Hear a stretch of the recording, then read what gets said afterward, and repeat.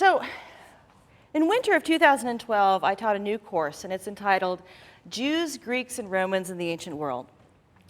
And the first day of the class, I did what I always do, which is I gave my students empty index cards, and I asked them to please ask me a question about anything professional or personal.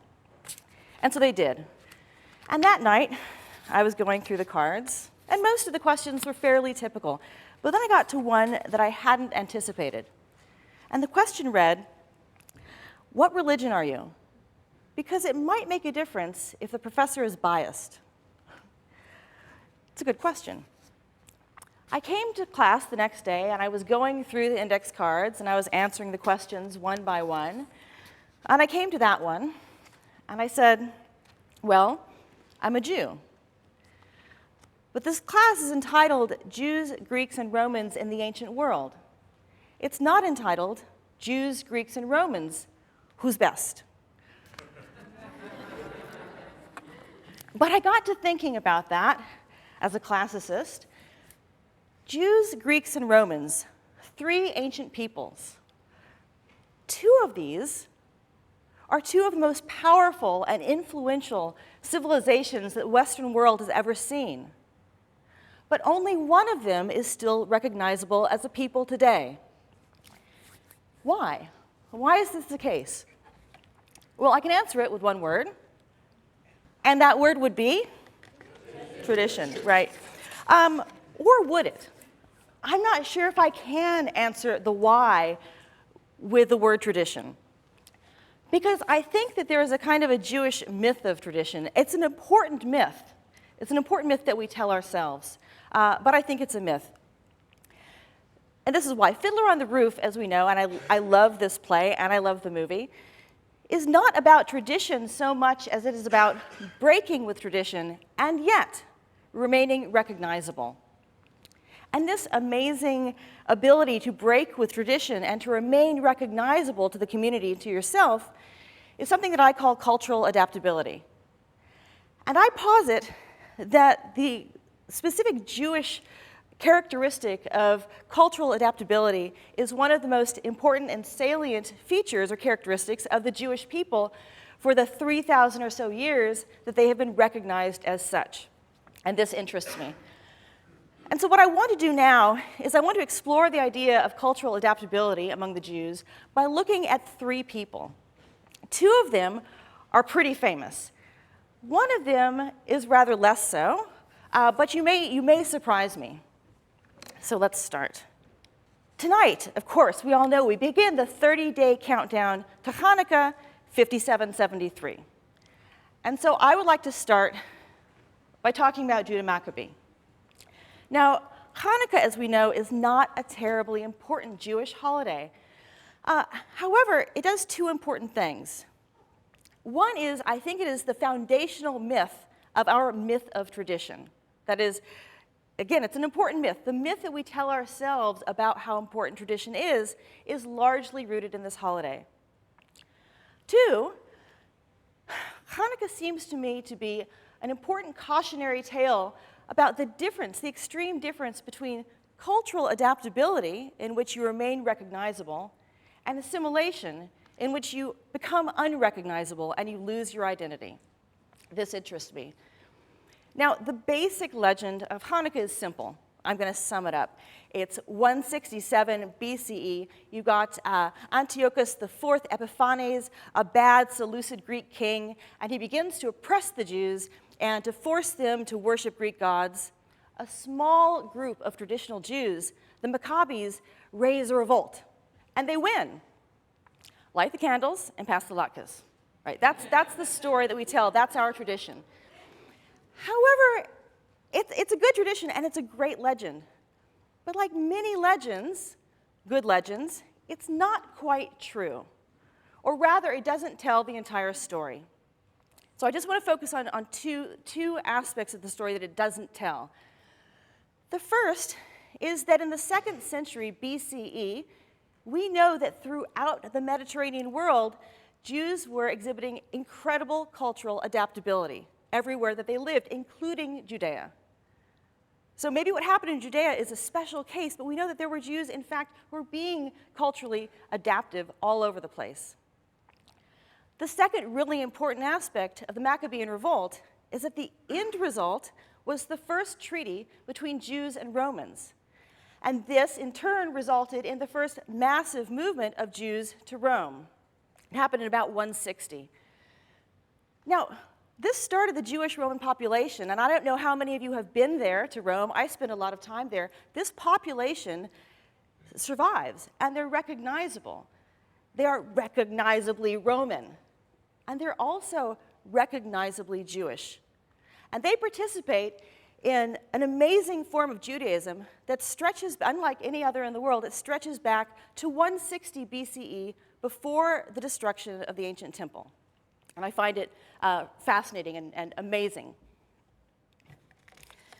But the book of Maccabees begins quite literally, I'm using it the right way, it begins quite literally with Alexander the Great. And so I'd like him to be our second person. And there he is. So, as was mentioned in the introduction, in addition to being a classicist and a historian, I'm an archaeologist, and in the summers I lead an excavation at Dor, a site on the coast of Israel about 30 minutes south of Haifa. This object that you're looking at was found by one of my students in 2009. It is a Carnelian Intaglio gemstone that would have been set in rather a fancy ring of about, careful with my fingers, about this size, a little bit smaller. It would have been set in gold. We didn't find the gold setting.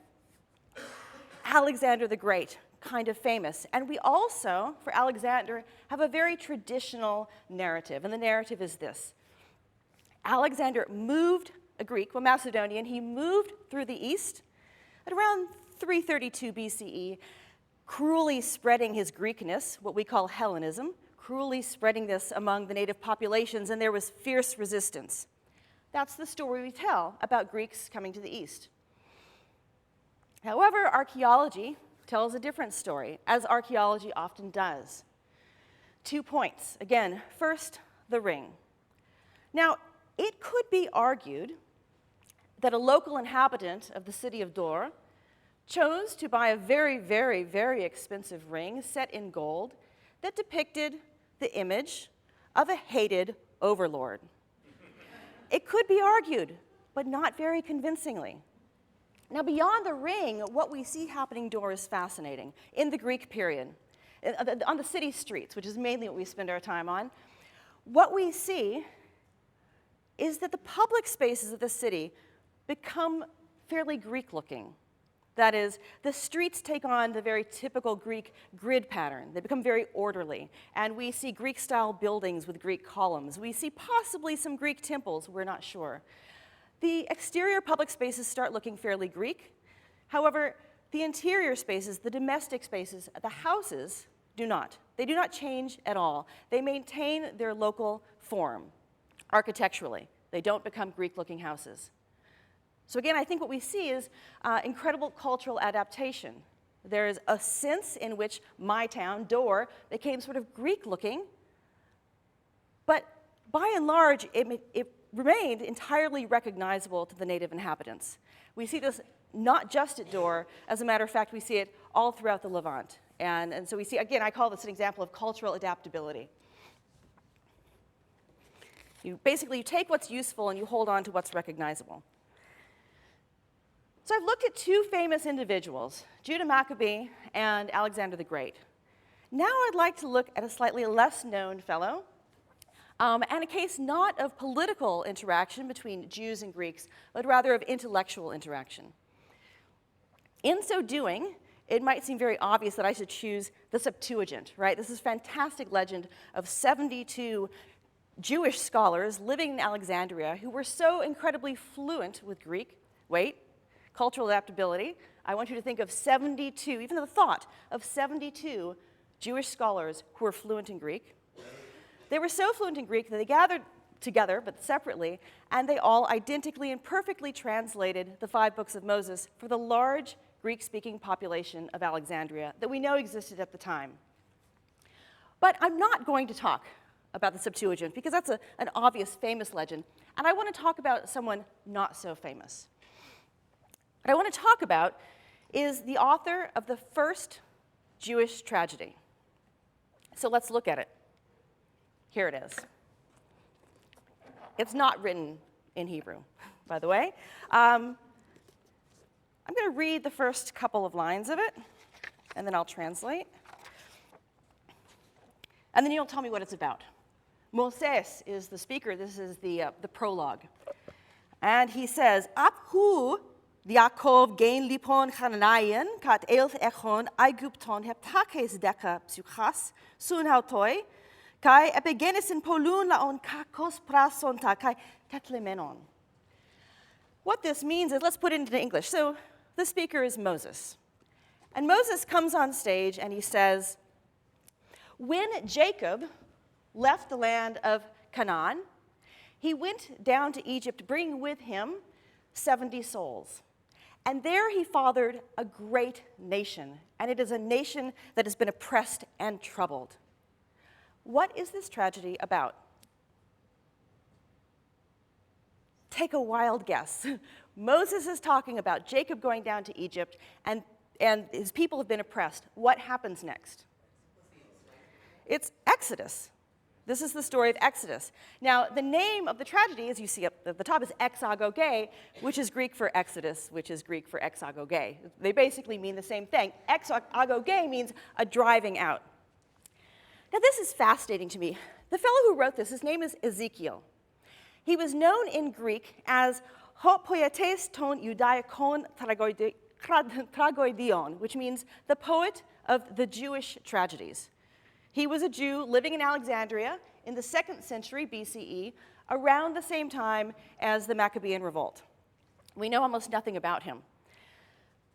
But we do know a couple of things, and that is that, as a Jew, he chose a Greek form and the Greek language.